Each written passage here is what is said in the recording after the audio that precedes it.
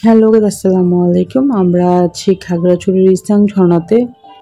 স্থানীয়দের কাছে তেরাং তুইকালাই আর আমাদের কাছে পরিচিত রিসাং নামে। মারমা ভাষায় রি শব্দের অর্থ পানি আর ছাং শব্দের অর্থ গড়িয়ে পড়া। অবিরত পানি গড়িয়ে পড়ে বলে এর নামকরণ করা হয়েছে রিসাং ঝর্ণা। খাগড়াছড়ি জেলা সদর থেকে এর দূরত্ব প্রায় 11 কিলোমিটার আর মাটিরাঙ্গা উপজেলা সদর থেকে 10 কিলোমিটার দূরত্বে। খাগড়াছড়ি ঢাকা মূল সড়ক ছেড়ে 1 কিলোমিটার দক্ষিণে চারদিকে পাহাড়ি প্রকৃতির মাঝে অবস্থান রিসাং ঝর্ণার। মূল সড়ক ছেড়ে দীর্ঘ পাহাড়ি পথ পাড়ি দিয়ে দীর্ঘ সিঁড়ি আনুমানিক 2 শতাধিক ধাপ শেষে নিচে নামতে নামতেই আপনার কানে বেজে উঠবে প্রকৃতির ডাক। উপভোগ করতে পারবেন সিঁড়ির শেষ ধাপ শেষ হতে না হতেই চোখে পড়বে ঝর্ণার প্রাকৃতিক অপরূপ। রিসাং ঝর্ণা শীতল স্বচ্ছ পানির আওয়াজের পাশাপাশি পাহাড়ি প্রকৃতি বাধ্য করবে বসে উপভোগ করতে। খাগড়াছড়ি জেলার মাটিরাঙ্গা উপজেলার সাতমারা গ্রামেই আছে এই অপূর্ব সুন্দর ঝর্ণাটি।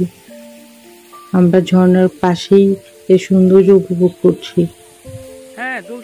রিসাং ঝর্ণা থেকে মাত্র 200 গজ ভেতরে আরও একটি ঝর্ণা রয়েছে, যা রিসাং ঝর্ণা 2 বা অপু ঝর্ণা নামে পরিচিতি লাভ করেছে। ভ্রমণকারীরা যেন সহজে ঝর্ণায় পৌঁছাতে পারে সেই জন্য এখানে পাকা সিঁড়িপথ তৈরি করা হয়েছে। প্রায় 30 মিটার উচ্চতায় পাহাড় থেকে পানি আছড়ে পড়ার মনোরম দৃশ্য ঘন্টার পর ঘন্টা উপভোগ করার মতো। আর চাইলে রিসাং ঝর্ণার জলে অনায়াসেই শরীর জুড়িয়ে নিতে পারবেন। তো রিসাং ঝর্ণা কিভাবে যাবেন? খাগড়াছড়ি জেলা শহর থেকে খাগড়াছড়ি থেকে সরাসরি চান্দের গাড়ি বা সিএনজি ভাড়া করে রিসাং ঝর্ণা দেখতে যেতে পারবেন আপনারা। তবে সেক্ষেত্রে ঝর্ণা থেকে প্রায় 500 মিটার দূরে নেমে বাকি পথ হেঁটে যেতে হবে। এছাড়া রিসাং ঝর্ণা দেখতে হলে প্রথমে খাগড়াছড়ি সদর থেকে লোকাল বাসে বা চান্দের গাড়ি চলে ঢাকার পথে 10 কিলোমিটার দূরত্ব অবস্থিত আলুটিলা গুহার সামনে চলে আসুন। আলুটিলা থেকে পরের গন্তব্য প্রায় 2 কিলোমিটার দূরের হৃদয় মেম্বার এলাকা।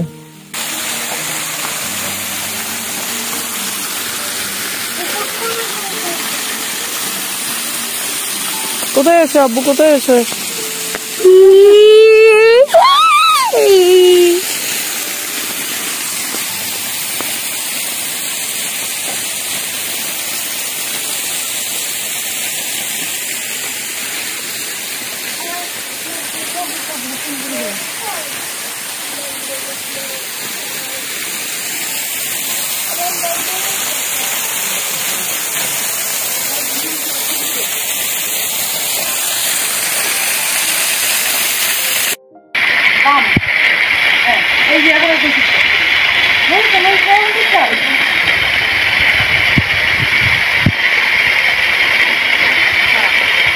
সুদূর বুদুর ভিডিও চলে।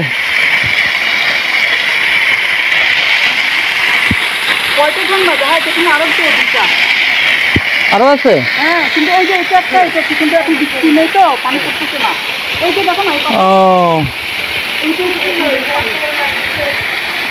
ও হ্যাঁ, আরো 2টা আছে। আরো 2টা না, আর একটা। হ্যাঁ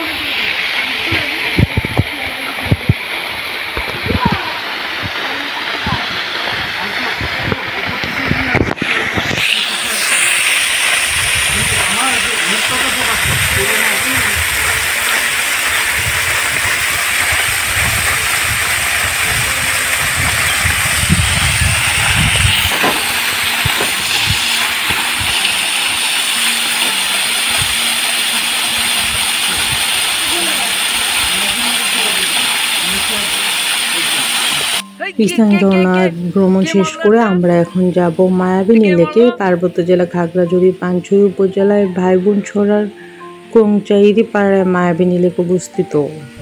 খাগড়াছড়ি জেলা শহর থেকে মাত্র 30 মিনিটের দূরত্ব হয়। নিরাপত্তা নিয়ে বাড়তি দুশ্চিন্তা করার কোনো দরকারই নেই। 40 একর নিচু পাহাড়ি জায়গায় 15 একর নৈসর্গিক লেক নিয়ে গড়ে তোলা হয়েছে এই মায়াবিনী লেক পর্যটন কেন্দ্র। পাহাড়ের নৈসর্গিক সৌন্দর্য, বিশাল আকাশ আর লেকের স্বচ্ছ শান্ত জল সহজে মনকে নির্মল আনন্দে মাতিয়ে তোলে। মায়াবিনী লেকের মাঝখানে ছোট্ট সুন্দর দ্বীপে পর্যটকদের জন্য গড়ে তোলা হয়েছে একটি বিশ্রামাগার, আর লেকে ঘুরে বেড়ানোর জন্য রয়েছে নৌকার ব্যবস্থা। মায়াবিনী লেকের কাছাকাছি দূরত্বে রয়েছে পানছড়ি রাবার ড্যাম, দক্ষিণ এশিয়ার সর্ববৃহৎ বৌদ্ধ মন্দির, উপাসনালয়, অরণ্য কুটির এবং বেশ কিছু দর্শনীয় স্থান। মায়াবিনী লেকে পিকনিকের জন্য রয়েছে বিশেষ ব্যবস্থা। আর এই যে সেই ঘাট, এই ঘাটে চড়েই মানুষ নৌকা ভ্রমণ করে, কায়াকিং করে। যাক, আমরা নৌকা ভ্রমণ শেষে চলে আসলাম বৌদ্ধ মূর্তি দেখার জন্যে। এটা হচ্ছে সেই এরিয়া। আর এই যে ভিতরে যে বাউন্ডারিটা আছে, এই বাউন্ডারির ভিতরেই মূলত বুদ্ধের মূর্তিটা আছে। তো ওই পর্যন্ত আমরা যাচ্ছি না। আজকের ভিডিও এই পর্যন্তই। ভালো থাকবেন। আর ভিডিওটা কেমন লেগেছে অবশ্যই কমেন্ট সেকশনে জানাবেন। আর খাগড়াছড়ি সম্পর্কে চেষ্টা করেছি আমাদের এক্সপিরিয়েন্স আপনাদের সাথে শেয়ার করার জন্য। তবে এইটার ভিতরের কারুকার্য অসম্ভব সুন্দর হয়েছে। এটার ভিতর দিয়েই মূলত বৌদ্ধ মূর্তি দেখা যায়।